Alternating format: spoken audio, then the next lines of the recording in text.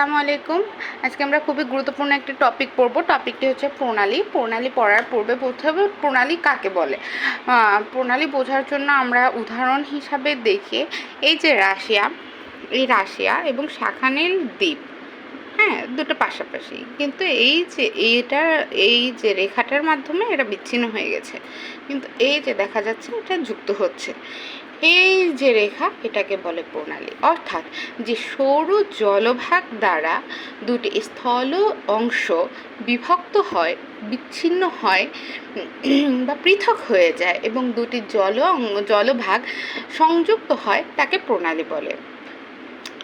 আমাদের আন্তর্জাতিকভাবে প্রায় 200টিরও বেশি প্রণালী আছে, কিন্তু আমাদের এডমিশন ক্যান্ডিডেট কিংবা জব ক্যান্ডিডেটের জন্য গুটিকতক প্রণালী আছে বাছাই করা, ইম্পর্টেন্ট গুরুত্বপূর্ণ, যেগুলো না জানলেই না, ওগুলো পড়লেই ইনশাল্লাহ হয়ে যাবে।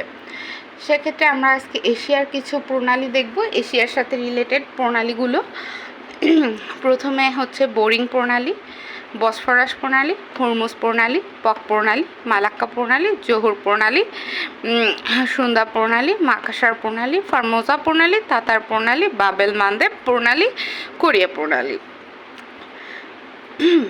প্রণালী বিভিন্নভাবে পড়া যায়, যেমন কেউ মুখস্থ করে যে বোরিং সাগর যোগ করছে রাশিয়া আলাস্কা বিভক্ত চুস্কি সাগর, বোরিং সাগর, চুস্কি সাগর, বোরিং সাগর, কিংবা এভাবে অনেকে হচ্ছে ছন্দে মুখস্থ করে।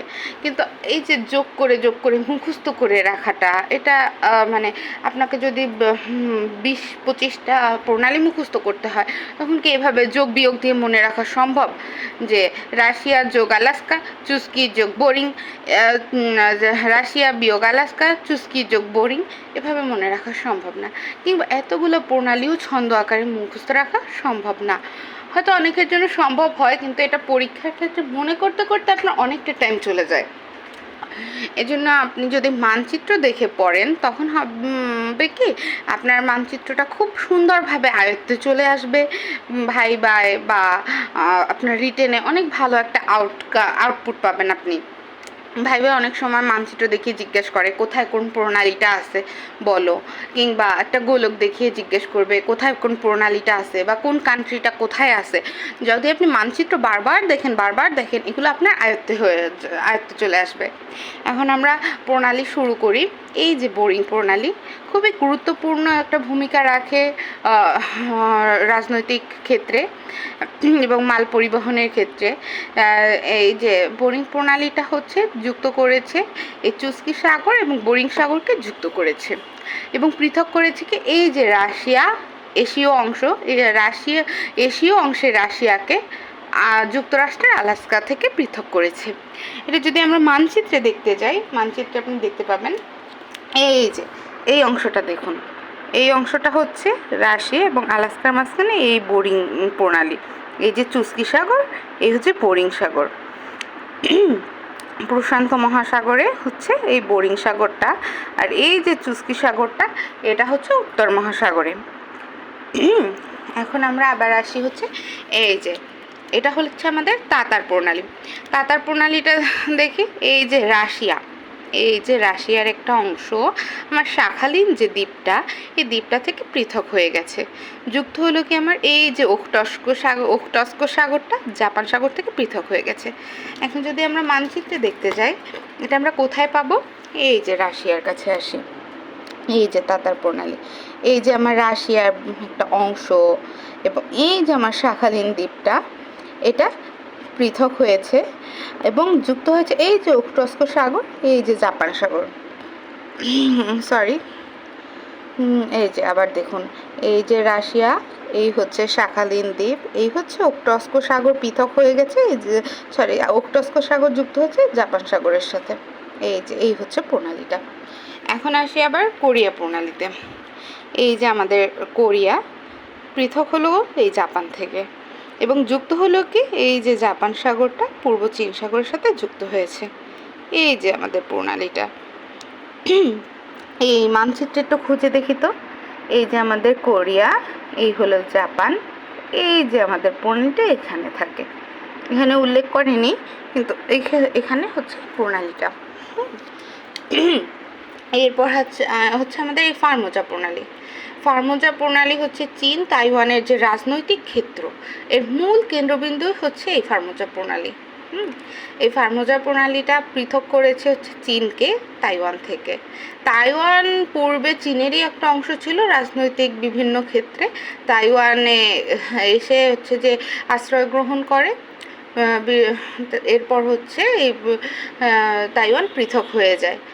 এই যে পূর্ব চীন সাগর এবং দক্ষিণ চীন সাগর সংযুক্ত হয়েছে ফার্মোজা প্রণালী দ্বারা এবং বিচ্ছিন্ন হয়েছে চীন এবং তাইওয়ান। তাইওয়ানের পূর্ব নাম ছিল ফার্মোজা। এরপর হচ্ছে এই মালাক্কা প্রণালী।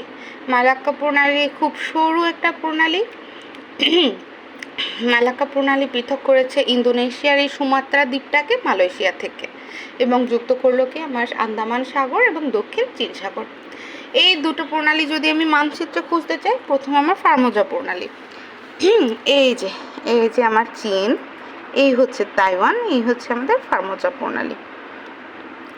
এরপর হচ্ছে আমাদের মালাক্কা প্রণালী। মালাক্কা প্রণালী কোথায়? আমার সুমাত্রা, ইন্দোনেশিয়া। এই যে সুমাত্রা এবং এই যে মালয়েশিয়ার মালে, এর মাঝখানে হচ্ছে আমার মালাক্কা প্রণালী।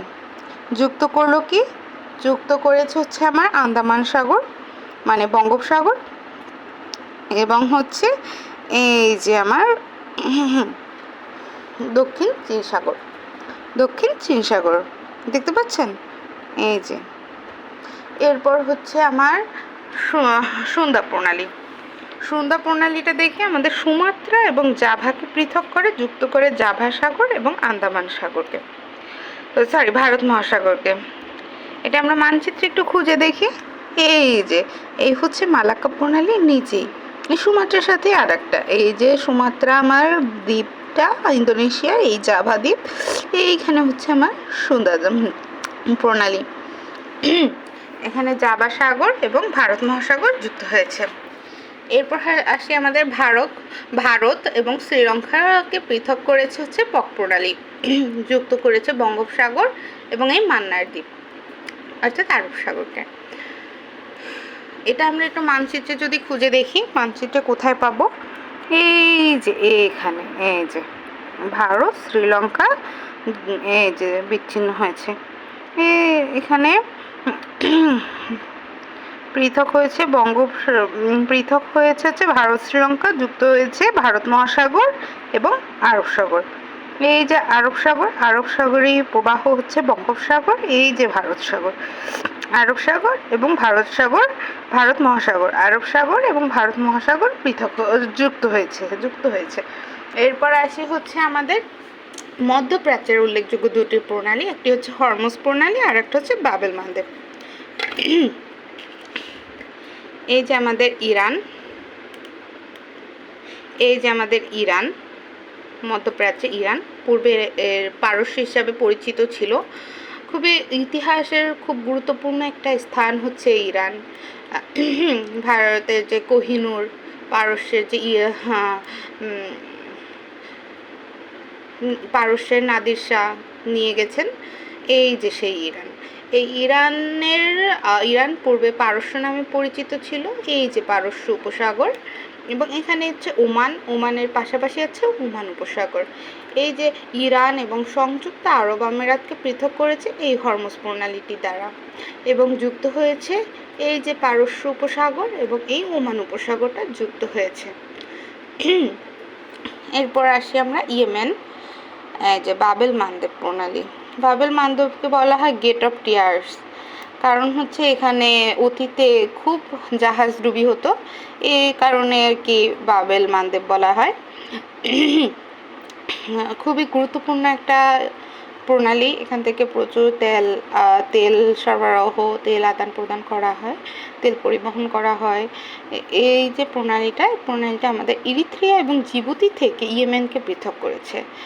এইটা হচ্ছে হর্ন অফ আফ্রিকার অংশ ইরিত্রিয়া জিবুতি, আর এই হচ্ছে আমাদের এশিয়ার অংশ ইয়েমেন। এই দুটো পৃথক হয়ে গেছে বাবেল মান্দেব দ্বারা, কিন্তু আমাদের এই যে লোহিত সাগর এবং এডেন সাগরটা সংযুক্ত হয়েছে। এখন আমরা যদি এটাকে মানচিত্রে খুঁজি, প্রথমে আমরা বাবেল মানদেবটা দেখি। বাবেল মানদেবটা এই যে এই লোহিত সাগর এবং এই হচ্ছে এডেন সাগর, এটা যুক্ত হয়েছে এই যে বাবেল মানদেব দ্বারা, এবং জিবুতি এবং ইয়েমেন আলাদা হয়ে গেছে এই বাবেল মানদেব দ্বারা। এরপর আমরা কি দেখলাম? হরমুজ প্রণালী। হরমুজ প্রণালীটা হচ্ছে এখানে, এই যে ইরান আর এই যে আমাদের সংযুক্ত আরব আমিরাত, ওমান, এখান থেকে আলাদা হয়ে গেছে এবং পারস্য উপসাগর, ওমান উপসাগর সংযুক্ত হয়েছে। তাহলে আজকে আমরা কয়টা প্রণালী পড়লাম? আজকে আমরা হচ্ছে 9টা প্রণালী দেখলাম।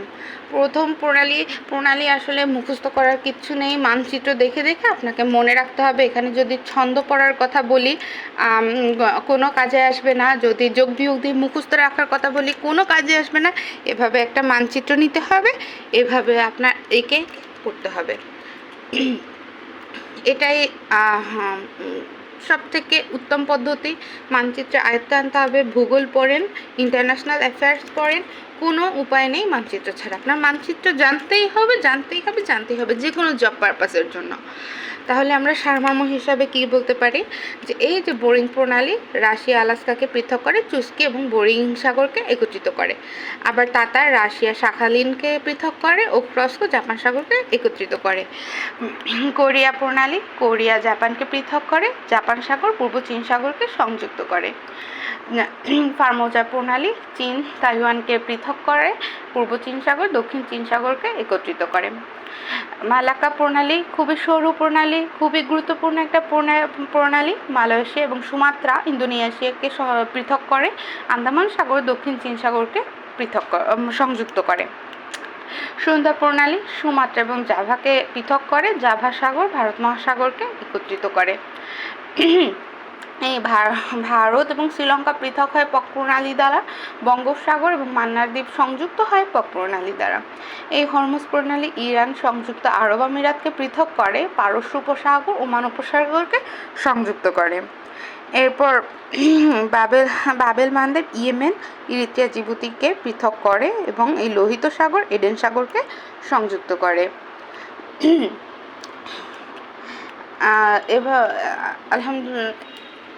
এভাবেই আপনারা মনে রাখতে পারেন। এবং আজকে আমাদের আগামী টপিকে ইনশাল্লাহ থাকবে বসফরাস প্রণালী, জোহর প্রণালী, মাকাসর প্রণালী। এগুলো বারবার লিখে পড়তে হবে। প্রয়োজনে আপনারা এভাবে একটা বোর্ড নেবেন, বোর্ড নিয়ে লিখে রাখবেন। 24 ঘন্টার টাস্ক হবে, আপনার 4টা বা 5টা বা 6টা যার যতটুকু ক্যাপাসিটি মুখস্থ করে ফেলতে হবে 24 ঘন্টার মধ্যে। মুখস্থ বলতে দেখে মেমোরাইজ করে ফেলা। এরপর 1 সপ্তাহ 1 মাস পর আপনার একে দেখতে হবে। ইনশাল্লাহ সবার দিন ভালো কাটুক। আসসালামু আলাইকুম।